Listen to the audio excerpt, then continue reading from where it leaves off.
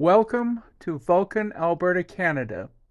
This tiny ranching and farming community of 2,000 souls 1 hour south of Calgary is the epicenter of Star Trek fandom in Canada. It is here that the iconic Spock Days Festival was launched, an event now celebrating its 30th anniversary as Vulcan. And for the first time ever, Vulcan stars two iconic Star Trek characters who also happen to be Canadian. Appearing this year is Bruce Horak, who portrays Lieutenant Hemmer, the enigmatic blind Enar Enterprise chief engineer in Strange New Worlds. Horak hails from my hometown of Calgary, about an hour north of Vulcan. Horak is legally blind and is the first actor with that condition to hold a regular role in any Star Trek show. An alumnus of Mount Royal University, Horak cut his teeth appearing in the city's famed Loose Moose theaters and 6 years with the Shakespeare in the Park troupe. He is also an accomplished painter and creator and star of the critically acclaimed play Assassinating Thompson. Co-starring with him is Emily Coots as Flight Officer Kayla Detmer of the USS Discovery for the entire run of Star Trek Discovery. Coots is from Ontario and a graduate of York University's theatre program. She is also a graduate of the Acting Conservatory at the Canadian Film Centre. Prior to Discovery, Coots appeared in dozens of films and TV shows. In giving advice to novice actors, she told her alumni's website, "Take what you like and leave the rest. Challenge your teachers more, love your friends more, read more books, and watch more movies." Both actors follow a long line of Canadian actors who appear in Star Trek's nearly 60-year history. My presentation last year already highlighted many of them, and I plan to discuss more later in this year's talk. Members of Starfleet International, Vulcan is a crucial piece of my presentation to you today about Canadian influence in Star Trek. Of course, Toronto is often considered the Star Trek Mecca of Canada due to the filming of Star Trek Discovery and Strange New Worlds. But it is Vulcan that is the true capital of Trek fandom in the Great White North. There is plenty of history to support this claim. Our journey starts in 1995 when an administrator for the town of Vulcan sought to capitalize on Gene Roddenberry's creation to drive up tourism, according to Rochelle Brubaker of the Vulcan Tourism and Trek Station. The town was looking for avenues of economic growth in the early 90s. Community leaders fielded several ideas, she explains. A surveyor for the Canadian Pacific Railway originally named the small town after the Roman god of fire. This, town leaders felt, was one way to expand tourism. From there, it was only logical to pursue Star Trek. The station, which houses a mammoth memorabilia and costume collection, was opened in 1998. Over the years, many sci-fi authors and fans attended the annual event, but it wasn't until 2004 when Vulcan scored its first major celebrity guest. Marina Sirtis, the beloved Deanna Troi from Star Trek The Next Generation, agreed to appear. Those who attended agree that she was an instant hit, graciously mingling with fans and attending panels. She would be followed by many other stars, including Gary Lockwood, Gary Mitchell from the classic TOS episode Where No Man Has Gone Before, and his co-star Sally Kellerman, who played Dr. Elizabeth Daner.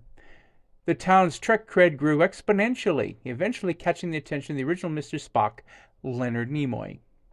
To further boost Trek in the area, with the advent of the first reboot movie in 2010, the tourism coordinators of Vulcan petitioned to hold the movie premiere in Vulcan, Brubaker said.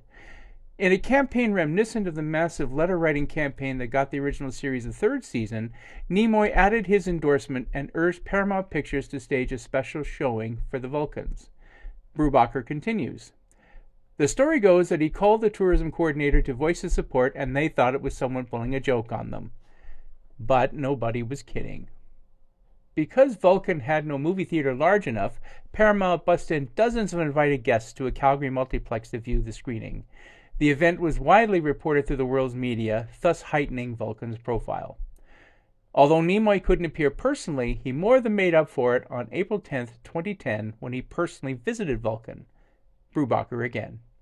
It was a thrilling event. He was gracious and open. He was quoted to have said, "I have been to Vulcan for 44 years. I figured it was time to come home." 6 years later, his son, director Adam Nimoy, was a featured guest where he witnessed the unveiling of a Spock bust. That appearance, which also starred Kellerman, boasted robust costume contest panels and a parade.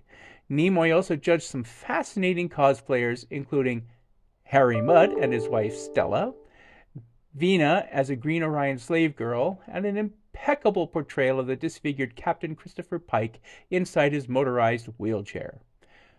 The recently concluded series Star Trek Picard also starred a prominent Canuck in its first 2 seasons. Daystrom Institute scientist Agnes Girauti was played by Toronto-born Alison Pill, whose nuanced performance as the morally conflicted robotics expert eventually led to becoming the Borg Queen in an alternate timeline during Season 2. But to paraphrase the final episode of TNG, all good things must come to an end. Earlier this year, Paramount shocked fans by announcing that Discovery would bow in 2024 with Season 5, thus ending the first remarkable run of Star Trek on Canadian soil. But the season will continue with more Canadian stars in pivotal roles.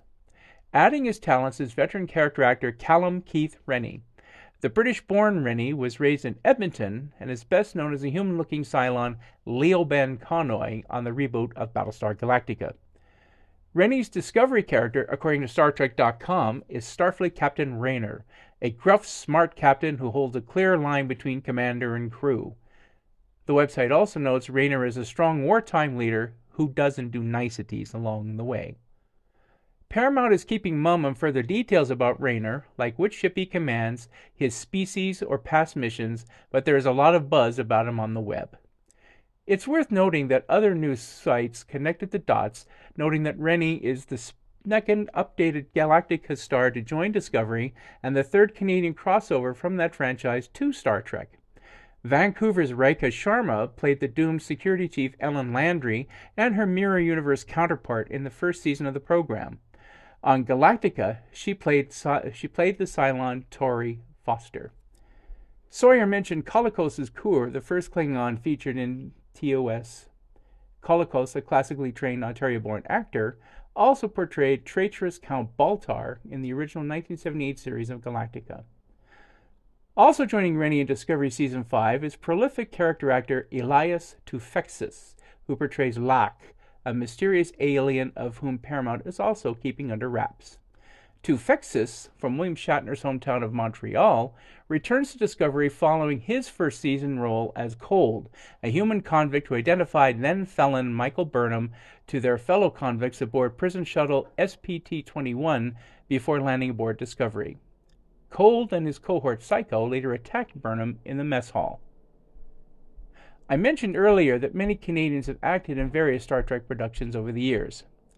When Terry Farrell's dad, Sia Dax, was killed during the 1997-98 season of Star Trek Deep Space Nine, the symbiont Dax character was passed to Toronto-born Nicole DeBoer, who became Esri Dax. She appeared in all 25 episodes of the 7th and final season of the show. Although DeBoer was the first Canadian to play a Trill, she wasn't the last. Andreas Abergis, who's French-Canadian, played Guardian Z 3 times on Star Trek Discovery. Z debuts in the 3rd season episode Forget Me Not, in which Adira travels to Trill to seek help on retrieving their memories from past lives with their symbiont. Z appears again in the 4th season episode Choose to Live, in which Gray's consciousness is being prepared for transfer into a synthetic body with the Tal symbiont. Z's last appearance is in But to Connect. We conclude our look by honoring the memory of Sharon Acker, who played Odana in the 3rd season TOS episode The Mark of Gideon. Acker, who was born in Toronto, passed away earlier this year at 87. The episode, co-written by Stanley Adams, also known as Cyrano Jones, examined overpopulation and an attempt by the planet Gideon to use Captain Kirk in an experiment to arrest that growth. Archer was a veteran TV and film actor who appeared in the 1967 crime drama Point Blank with Lee Marvin and TOS alum Michael Strong. She would later appear with Strong and Kolokos in the 3-part pilot for Galactica in 1980. Delegates, this concludes my presentation to the 2023 Virtual International Conference. I hope that you found my talk fascinating. Live long and prosper.